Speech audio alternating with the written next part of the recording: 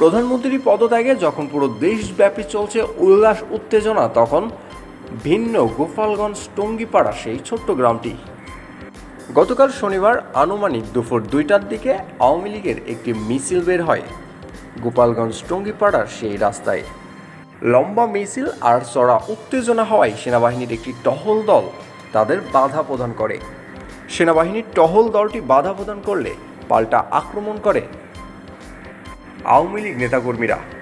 একটি ভিডিও চিত্রে দেখা গেছে একটি জিপ একটি পিকআপ পুড়িয়ে দেয় সেনাবাহিনীর। পরিস্থিতি নিয়ন্ত্রণে আনতে ব্যর্থ হয় সেনাবাহিনী।